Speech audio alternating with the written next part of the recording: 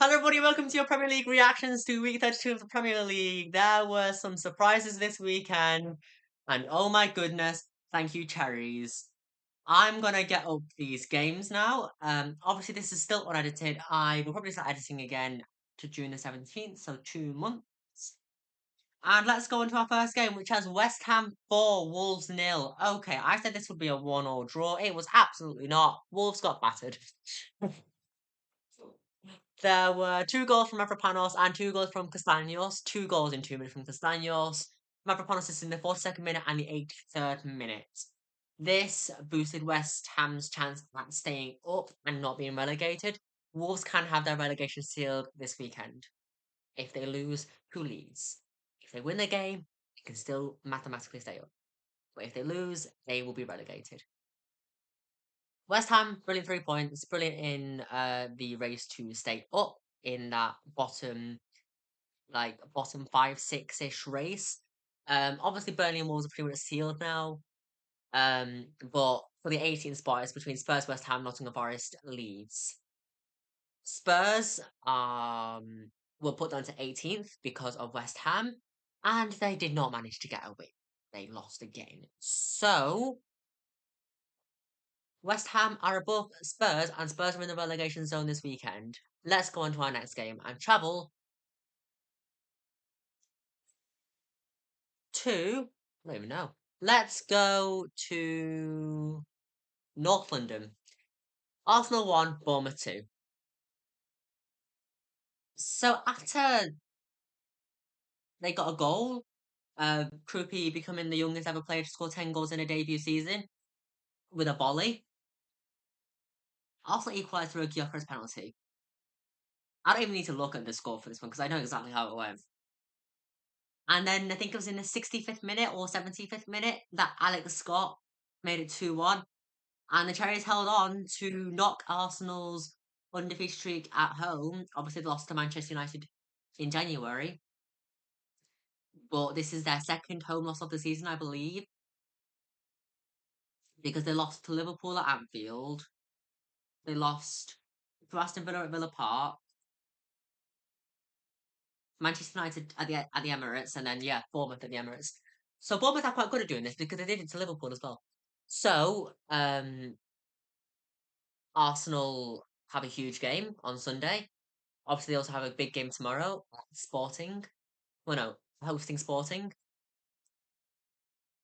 This is going to be weird. Man City have a week off to rest for that game, so we'll see how it goes on Sunday. But congratulations, Bournemouth. You are now, I think it's 3 or 4 points off Champions League spots. Let's go to the other side of London. Brentford 2, Everton 2. This is a 3 p.m. game. This is just weird. Brentford took the lead through Thiago in the 3rd minute from a penalty. Beto equalised in the 26th minute. Thiago got another goal in the 75th minute from a deflection. And then Dewsbury Hall in the 91st minute got the equaliser. The all-important equaliser because these two teams are tied together for the race for Champions League football next season. There is a possibility for Champions League to go to 7th spot. Like the top 7 could get Champions League if things go certain ways with European competitions. It all relies on how Liverpool do at Paris Saint-Germain tonight. But brilliant points for both teams. Obviously, every point counts at this point in the season. We are in the business end of the season. We are nearly at the end of the season. There's not a lot of football left to be played until the end of the season. So it's a good point for both teams. And it ended Brentford 2, Everton 2 at the Teesside Community Stadium before we head over to the Midlands at Turf Moor. Burnley 0, Brighton 2. Tie game. Nitty picky. Brighton deserved it though. I know they scored. Yeah, Brighton were held until the 43rd minute, where Viva got a goal, and then just like on the 89th minute, just before full time, Viva got another goal to get his first Premier League brace and to give Brighton all 3 points, which is crucial in their push for promotion. They're not in the Championship. Push for Premier League, same thing. Push for European competitions next season. Goodness me, I have to keep that in. I can't even edit that out. But it ended Burnley 0, Brighton 2 at Turf Moor, and now head over to Liverpool, head over to Anfield. Liverpool 2, Fulham 0. So I watched this game. This is one of the games which I actually could bear to watch. I don't particularly like watching Liverpool at the moment, but this is one of the games that I could stand to watch. This was a good performance at Anfield. They will need to do the same again today against PSG because they are 2 goals down. Obviously, no team has blown a 2 goal lead more than Paris Saint Germain. But this is PSG and this is honest lot football. So, probably end 5-2 on aggregate, I think. PSG win 3-2 tonight. But back to the game. Liverpool 2, Fulham nil. Rio and Gamoa with a brilliant shot. Brilliant goal. Put inside off the left. Took in his 1v1. Put inside and shot into the far corner. 4 minutes after that, Salah did the exact same from the opposite side. Rio passing it to Gakpo. Gakpo controlling it quite nicely, passing it to Salah, and Salah with his first touch shoots it into the other side of the corner, beating Leno. And that was enough to secure the 2 points. But Liverpool need to be trying to cut the throw and cut the game off if they're going to do that again tonight. Because this could have easily been 2-2. Or it could have been 4-0. That's just how Liverpool's season has gone. But brilliant 3 points, not complaining, and they have become 4 points clear of Chelsea. And it ends Liverpool 2, Fulham nil at Anfield as we head over to London. Crystal Palace 2, Newcastle 1.